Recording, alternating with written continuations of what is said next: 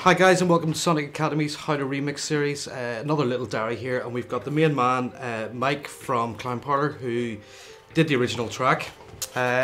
So Mike, just give us a quick potted history for viewers about Clownparlour, what it is, and...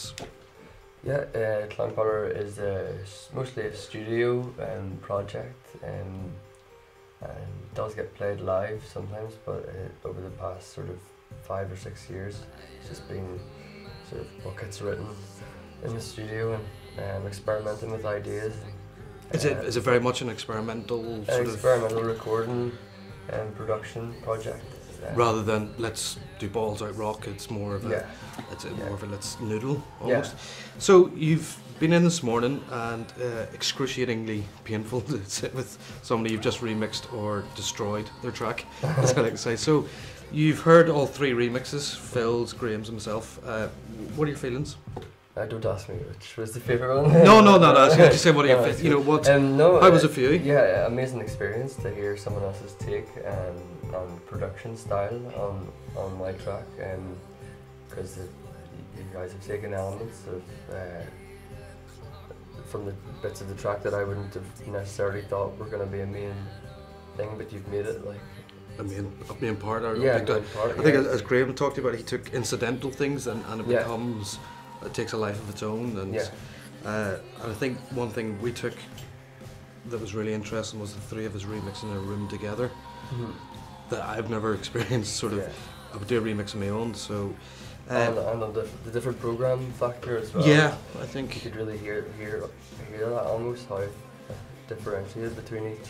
And sort of being in a band and stuff, you've never really had dance mixes done. How do you feel about that? Really good. Like, almost inspired to play it differently now from hearing, because it's so much more upbeat or something. It'd be really interesting to do it like that. It's like someone making a cover better or something. I really like it. And do you think you'll get more remixes done in the future? Yeah. If you guys are up for it. The other thing I want to talk about, why we've got you in here, something we've been interested in with you've just released a Clownparlour album, but you've released it for free. Yeah.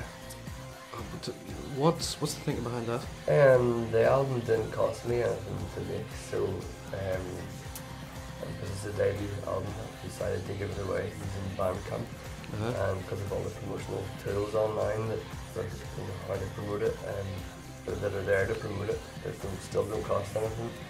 I can build a fan base. So that's the idea, give it away digitally, and then eventually press vinyl of it and sell that. Maybe by that stage, if we get 1,000 people downloading it, a percentage of those might want to actually own it. Physical copy. Right. Okay. And how's it worked out?